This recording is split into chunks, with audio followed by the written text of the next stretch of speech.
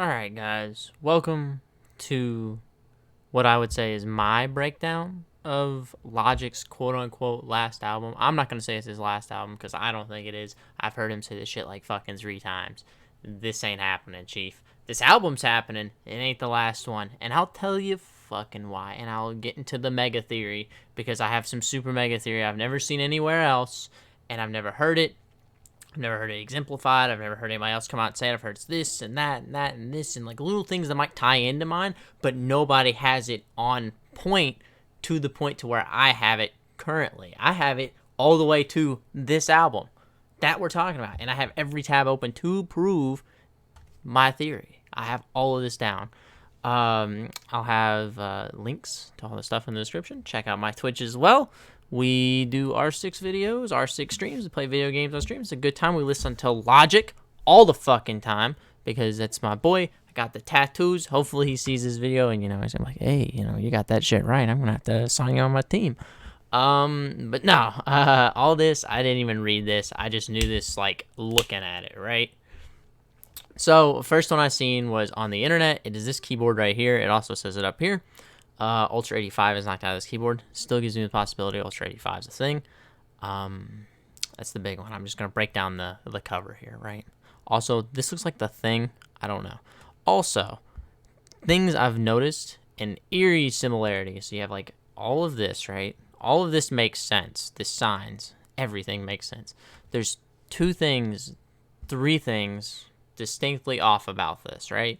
Because we all know about his sons here, the speakers, all this shit makes sense, right? The phone from Confessions of a Dangerous Mind, all that makes fucking sense. But there's little things missing that don't make sense. And here's where I'm going to start. 1, this paper and all of these fucking papers, right? Now, if I go to before I even get started on that, let's look at the background, right? Look at that color. The color was one of the first things that popped out to me. It matches Under Pressure in the window perfectly. It also matches Bobby Tarantino too, with the outside, right? So this all makes sense. All like it's coming together, right? Like he's leaving paradise here, but at the same time, maybe he's still trapped in there. Super mega theory. Also, these fucking papers, dude. When you look at Under Pressure, there isn't shit here. Like I said, look, you got the speaker here, all the sign, everything that I was saying, but there's no fucking speakers here. Not a goddamn piece of paper here. Like there's this little like corner sticking out, but there ain't no piece of paper like flying out or like ambiently hanging out to the point to where you can really read something off of it.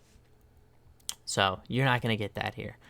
Next thing I'm gonna notice, it's his shoes. His shoes are different. I've heard everybody say, "Man, it's Under Pressure." No, it's not the same as the Under Pressure. It's close, but it's not on point. This might be a reference to Six, his producer, or this might just be some weird fucking thing that they didn't catch on to.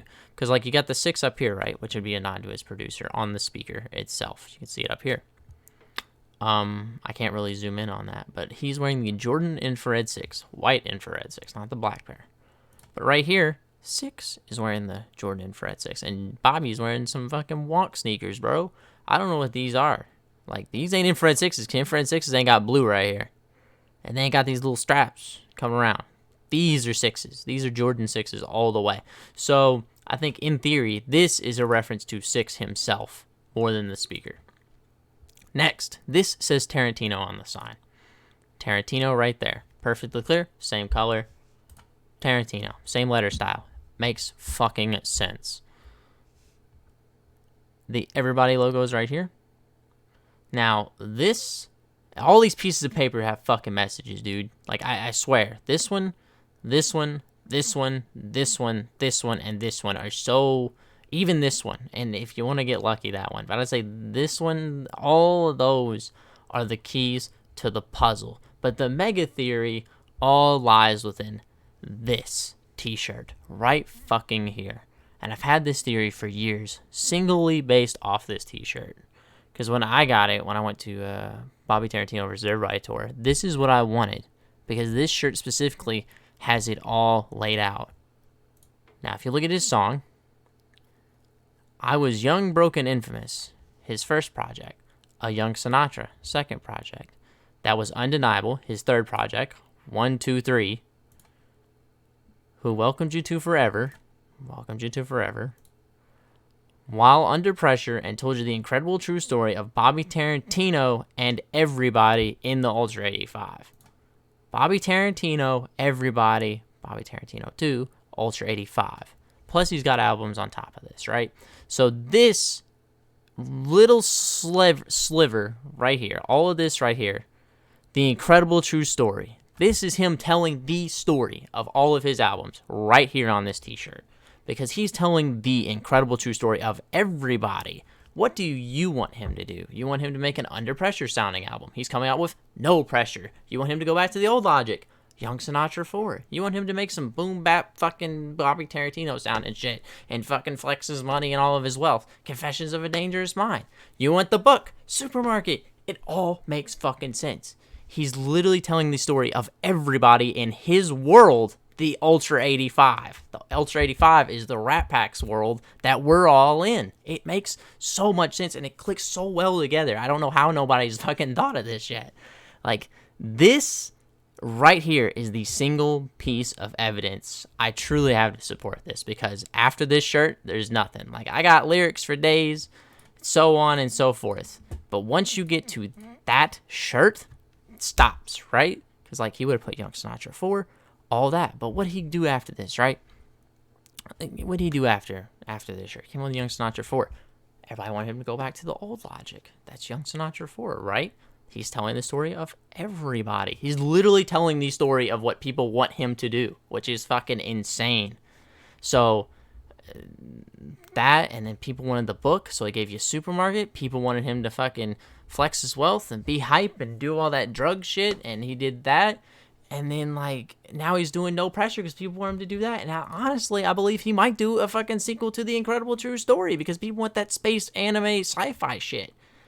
And I genuinely believe that that is the theory in itself to the storyline to how all the albums connect. Now, the inner storyline with fucking Thomas and Kai and all that stops on Young Sinatra 4, right? Because he's like, let's get back to this boom bap shit.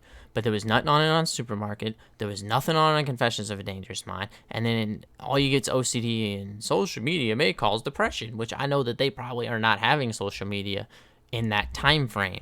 So there's two ways to go about this. There's the theory of Confessions of a Dangerous Mind is actually Thalia rapping from the perspective of what she believes is Logic, or hacking into Adam, which is Logic, on the Everybody cover, the robot dude, you know, hacking him and then trying to be Logic and ruin his reputation so that they are going to this planet paradise in hopes of that, but they're going to turn on Logic, right? They're going to think he's the enemy in all of this.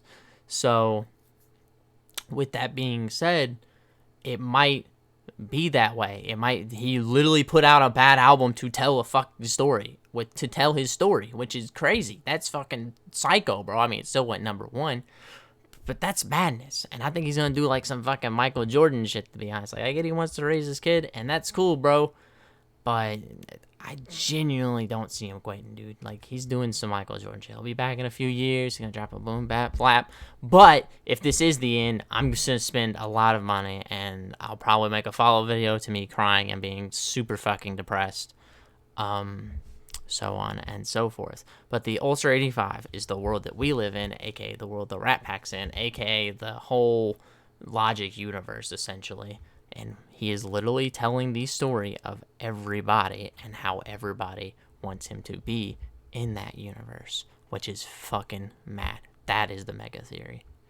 Because I haven't seen other people think of it. I haven't seen people thought of it. But, like, you know, Thomas is picking up Kai, and he's listening to this, picks up Kai here, and they're fucking booming to this, and Bobby Tarantino's on the way, and then they get to everybody, and then they're listening to everybody, and they're still walking, and they hit land, and there's the final one, and Bobby fucking Tarantino 2 has nothing to do with the story, and then you get Young Sinatra fucking 4, which is the let's get back to this boom bap shit.